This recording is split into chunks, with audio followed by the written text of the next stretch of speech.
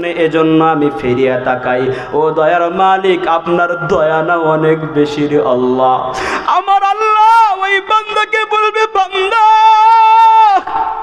তুই আমার প্রতি যেই ধারণা রাখছিস আমার বড়ই পছন্দ হয়ে গেছে, যাও জান্নাতের দিকে ছুটিয়ে যাও, আজকে তোর জন্য জান্নাতের ফয়সালা দিয়ে দিলাম। এজন্য মুসলমান ভাইয়েরা আমার, অল্প কিছুক্ষণের কিছুদিনের জন্য এই দুনিয়ার জমিনে আসছি। এই দুনিয়ায় চিরজীবন কেউ থাকতে পারবো না। আজকে আসি তো কালকে নাই। মৃত্যু হয়ে গেলে কেউ কাউকে চিনবে না, কেউ কাউকে চিনবে না, কেউ কাউকে নিজের ঘরের মধ্যে জায়গা দিবে না, বাড়ির মধ্যে জায়গা দিবে না। আপন সন্তানটা, এখন আপনার চক্ষু দুইটা যদি বন্ধ হয়ে যায়, মনকে বোঝান মন, এই মুহূর্তে যদি তোর চক্ষু দুইটা বন্ধ হয়ে যায়, তোর সাথে তোর সন্তানটা কি আচরণ করবে? মনকে বোঝান মন, এই মুহূর্তে যদি তোর চক্ষু দুইটা বন্ধ হয়ে যায়, তোর কাছের বন্ধুটা তোর সাথে কি আচরণ করবে?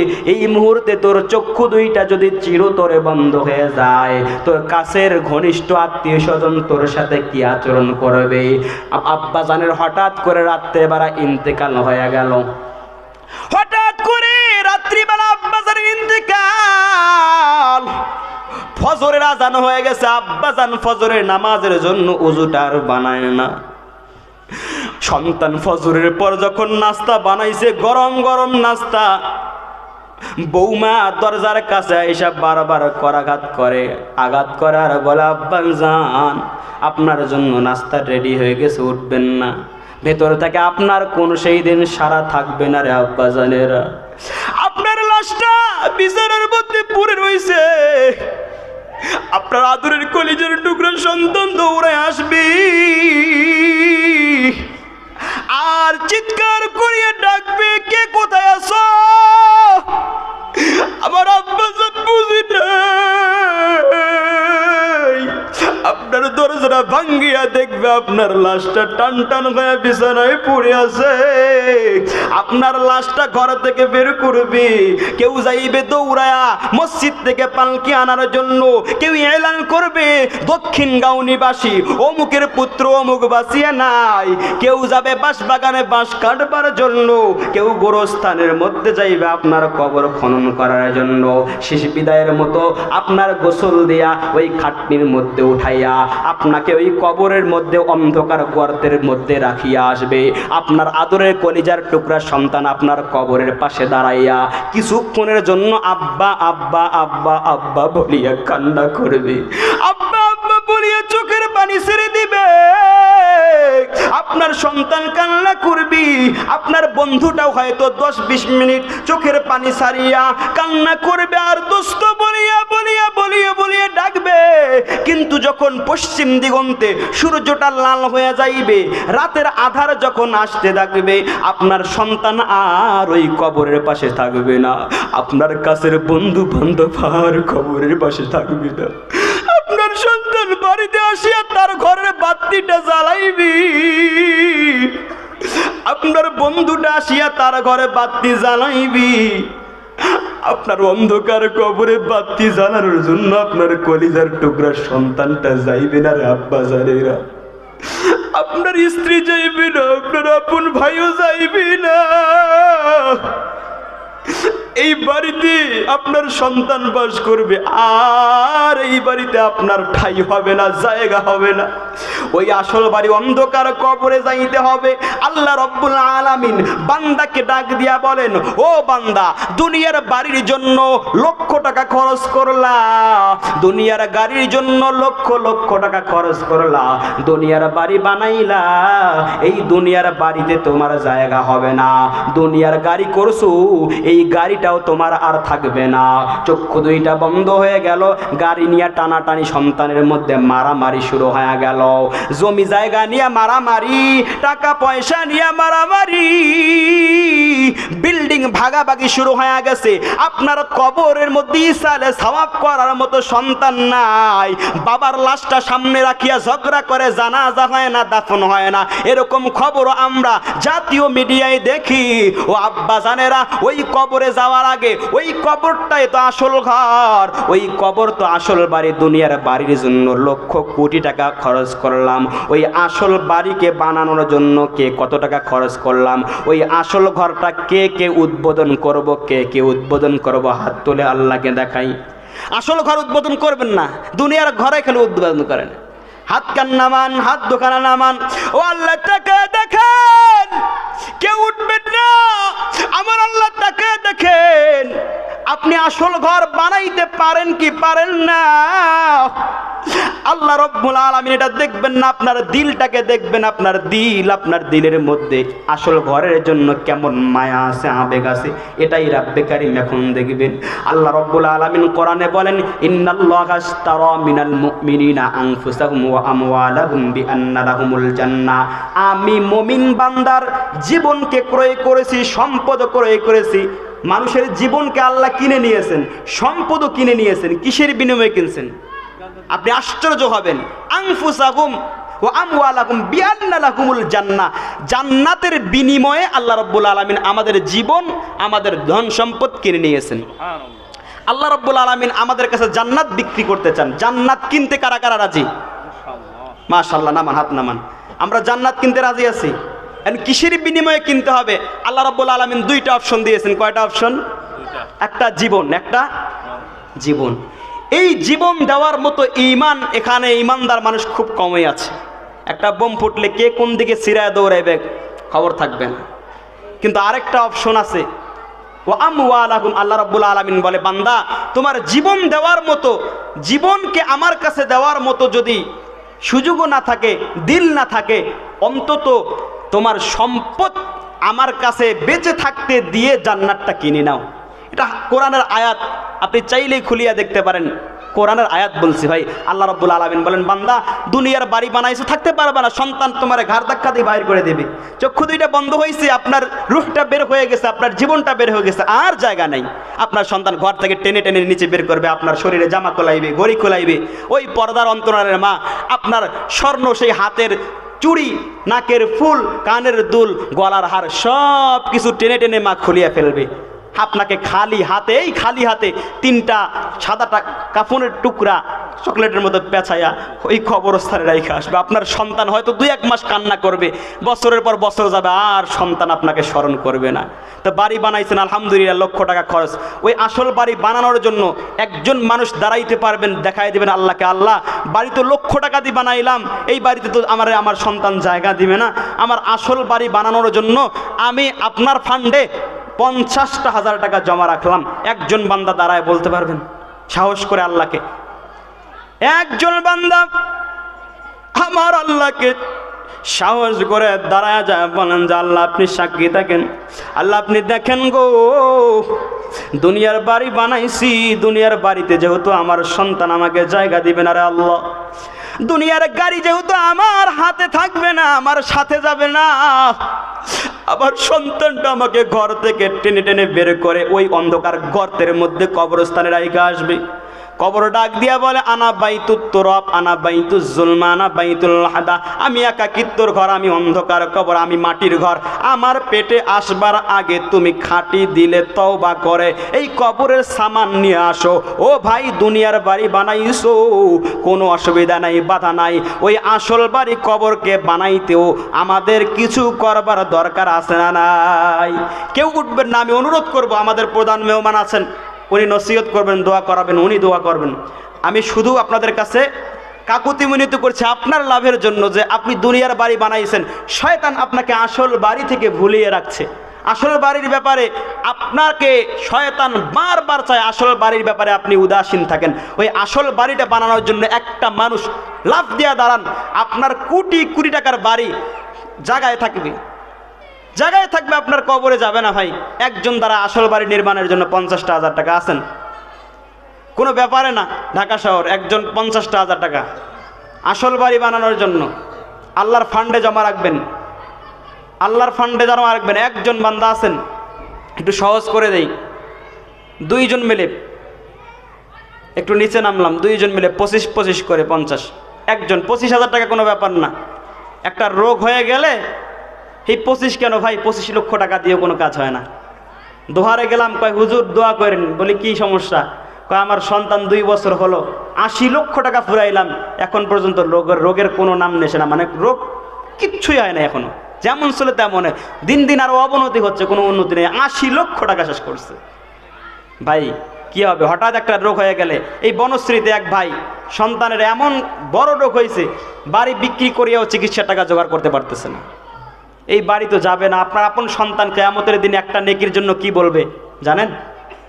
একটা নেকির জন্য আপন সন্তান কলিজার টুকরার কাছে যাবেন, সন্তান বলবে আমার বাবা বলে দুনিয়াতে কেউ ছিল না। জনম দুঃখিনী মা সন্তানের কাছে যাবে, কলিজার টুকরার কাছে, আমার মা তো দুনিয়ার জমিনে কেউ ছিল না। মাকে অস্বীকার করবে, বাবাকে অস্বীকার করবে। এই আলাদাদের কলিজার টুকরা সন্তান, যার জন্য এই গাড়ি বাড়ি করতেছেন, সব ফেলে যেতে হবে, সব রেখে যেতে হবে। একজন মানুষ ওই আসল ঘর মরার সাথে সাথে আল্লাহ রাব্বুল আলামিন জান্নাতি সুঘ্রাণ যেন আপনার নাকের মধ্যে দেন, ওই আসল বাড়িটা যেন জান্নাতি বিছানায় জান্নাতি টাইলস দিয়ে আল্লাহ নির্মাণ করেন। এজন্য আল্লাহর ফান্ডে একজন মানুষ 25,000 টাকা, প্রথম জন দাঁড়ান, দ্বিতীয় জন এমনি দাঁড়ায় যাবে, একজন। আল্লাহ তোমার বান্দাকে তৈরি করে দাও মাবুদ। কত জায়গায় যাই, প্রথম 10 মিনিট কথা বলি, কেউ দিতে চায় না, কারণ শয়তান ততক্ষণ লাগিয়া থাকে। শয়তান বান্দাকে চায় সবসময় জাহান্নামে নিয়ে যাবে। শয়তান চায় বান্দার কবরটা জাহান্নামের গর্তে পরিণত হয়ে যাক। শয়তান চায়, ইবলিস চায় আপনার কবরটা জাহান্নামের আগুন দিয়া ভরপুর হয়ে যাক। ইবলিস সব সময় এটা চায়।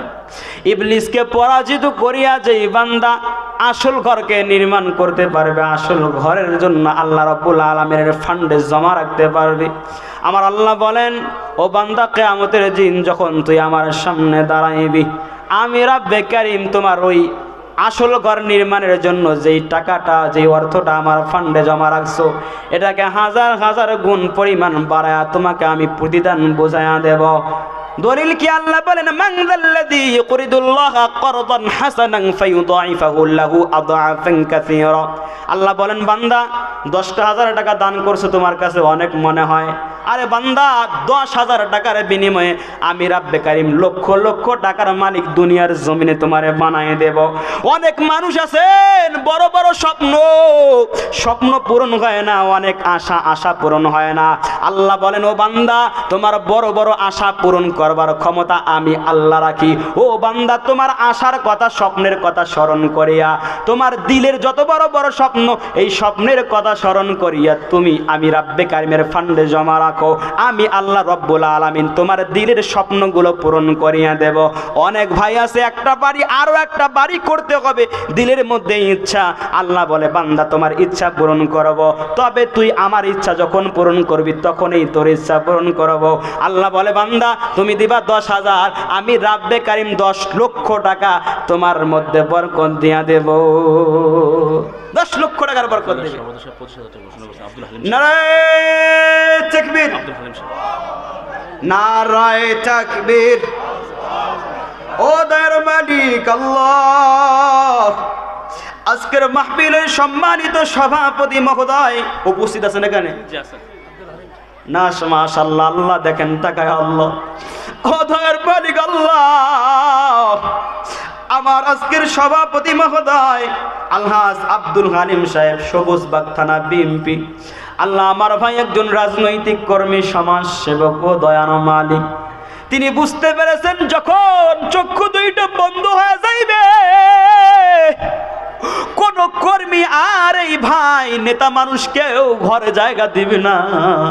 কর্মীগুলাও আমার ভাইকে ওই চকলেটের মতো পেঁচায়া খাটের মধ্যে উঠায়া কবরে রাইখা আসবে।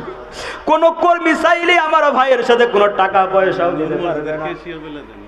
আমার ভাই নূর মসজিদের কেশিয়ার হিসাবে আছেন। ও আল্লাহ, তোমার ঘরের খাদেম, এই তোমার ঘরের খাদেমকে দিনের জন্য কবুল করে নাও। 25,000 টাকার বিনিময়ে লক্ষ লক্ষ কোটি কোটি কোটি টাকার মালিক দুনিয়ার জমিনে বানায় দাও আল্লাহ, বলেন না আমিন আমিন। ও আল্লাহ, দুনিয়ার জমিনে আমার আব্দুল হালিম ভাইকে কোটি টাকার মালিক বানাও।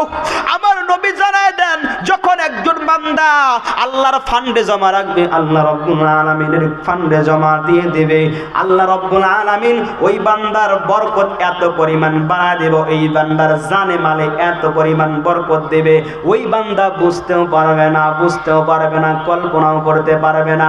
ছোট্ট একটা ঘটনা, অনেক লম্বা চূড়া ঘটনা, কিন্তু ছোট্ট আকারে সংক্ষেপে বললেই বুঝবেন।